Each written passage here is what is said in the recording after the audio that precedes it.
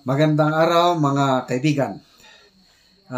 Pag-usapan natin ngayon ang isang magandang development sa West Philippine Sea na kung saan ang ating Philippine Coast Guard meron silang pinahayag sa isang media briefing na meron silang kakaibang taktik or kakaibang sandata weapon na kinakatakutan ngayon ng Chinese Coast Guard. So, sa media briefing na ito, binanggit ng Philippine Coast Guard, yung spokesman nila, si Commodore J. Tariela, na hindi na masyadong agresibo ngayon ang Coast Guard, Chinese Coast Guard.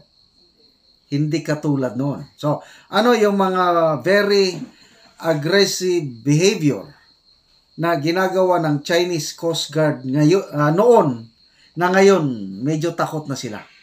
Una, yung dangerous close maneuver, yung mas malalaki po ang barko ng Chinese Coast Guard kumpara sa atin. So parang babanggain nila ngayon ang ating mga malilit na barko ng Philippine Coast Guard. Ganyan.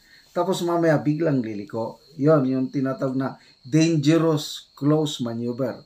Ano yun? Pananakot yun. So, maliban sa pananakot, yung babanggain ka, mamaya lilikong ganon.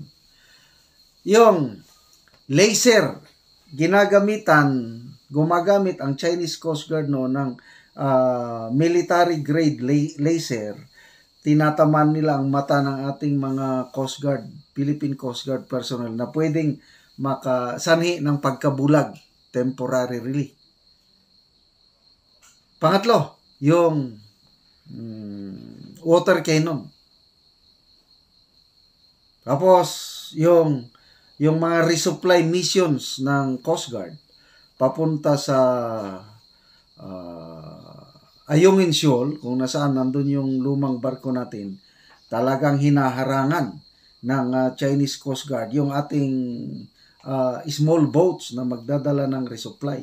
So, ganon ka-agresibo noon ang Chinese Coast Guard or Chinese militia ship. Ngayon, hindi na. Okay? So, dito po sa Philippine Star News, binanggit dito na, basahin ko, meanwhile, Tariela asserted that Chinese authorities became less aggressive in guarding areas disputed by both China and the Philippines due to, ano yung dahilan? Bakit medyo nabawasan yung pagkayabang o astig, yung pambubuli ng Chinese Coast Guard? Hindi na masyado. Okay. Due to the presence of journalists whom the PCG called to join. Okay, very simple. Noong una, walang journalist na sumasama sa Coast Guard.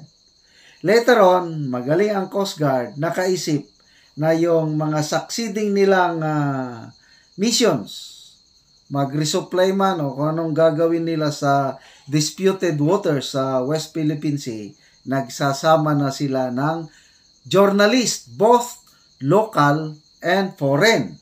Okay. Tariela said that it has been a tactic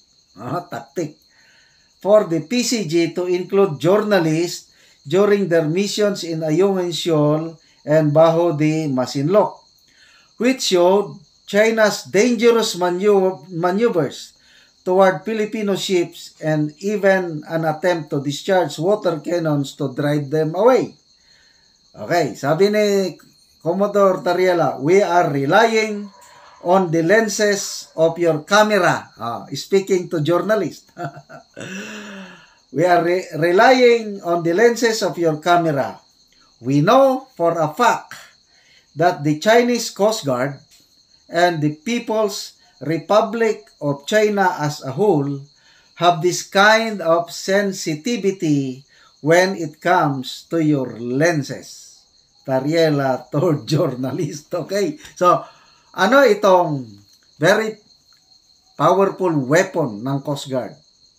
Non-invasive weapon ito, hindi yung makamatay. Yun po yung lenses o camera ng mga journalist na sumasama sa lakad ng PCG sa disputed waters sa West Philippine Sea.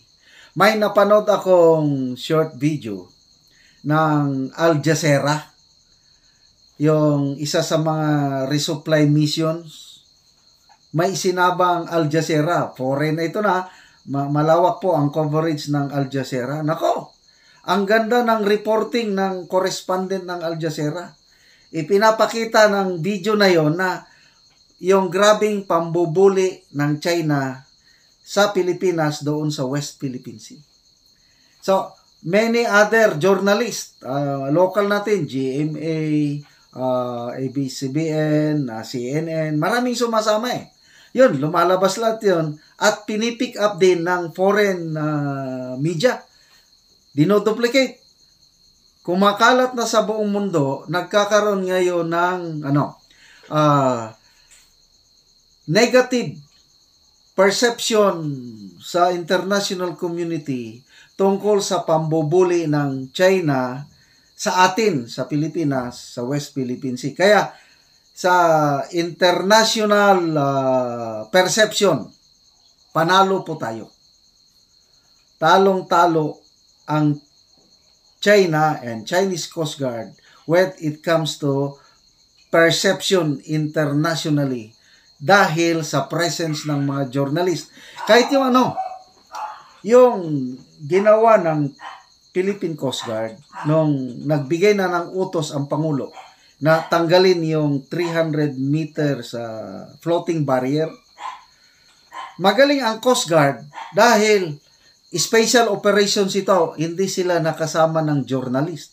Kasi gabi ang lakad delikadong lakad. So walang journalist. Kaya lang, ang Coast Guard, they were able to film. May short video sila na isang diver natin, Coast Guard diver, pinuputol niya ngayon yung angkor. Tapos, parang may hinihilang ganon. Tapos, withdraw kagad. Inilabas yun ng Coast Guard. Na-pick up natin. Napanood ko yun na inilabas ng mainstream media natin, social media, and even internationally. Alam nyo ang dating, ang daming pumuri sa atin yung resolve ng Philippine government na i-defend ang ating territory. Halos the whole world congratulated the Philippine government. So pinuri tayo ng US, ng UK, ng Australia, New Zealand, Japan, European Union, India, halos lahat ng mundo pabor sa atin yung ginawa natin ganon. Ang basihan lang yung video footage ng Coast Guard, Philippine Coast Guard na pinuputol yung angkor.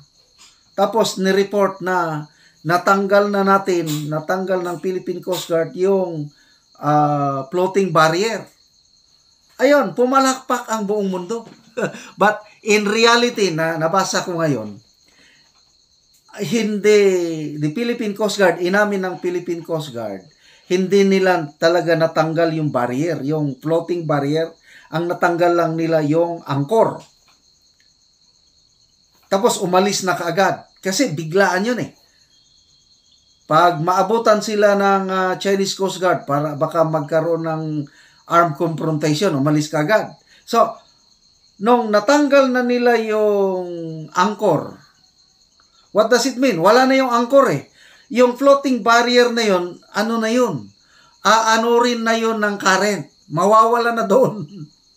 Kaya ang ginawa ng Chinese Coast Guard, dahil wala na yung angkor nila, nakuha na natin, kung bahay pa, poste. Tinanggal ang poste. At anong mangyari sa bahay? Magigiba talaga. So, ang Chinese Coast Guard, on their own, napilitan sila na ang nagtanggal ng kanilang barrier. So, ibig sabihin, talo sila sa Kaya, pasalamatan natin, una, ang ating Pangulo. So, kahit paminsan-minsan, most of the time, binabatikos ko ang Pangulo sa kanyang malamya nga desisyon sa smuggling, hoarding sa Department of Agriculture, mga farmers pinapabayan. But when it comes to West Philippine Sea issue, yung desisyon niya nga, tanggalin nyo.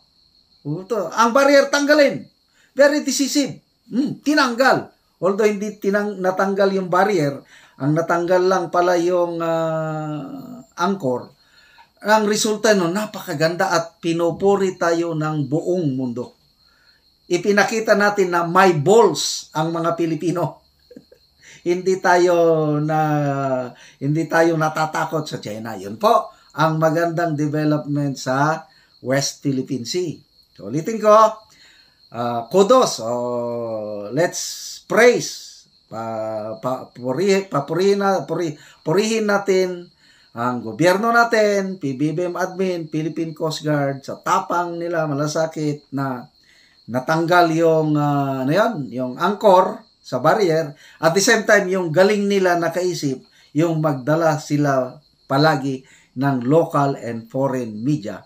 Ngayon, takot na ang Chinese Coast Guard. Dahil every time na maglakad ang Coast Guard natin, may camera lens palagi nakabantay. Sige, gagawa kayo ng kalukuhan. I-public, malalaman ng buong mundo ang inyong pambubuli ng Philippine Coast Guard. Kaya, panalo na po tayo sa gera when it comes to public perception o international support.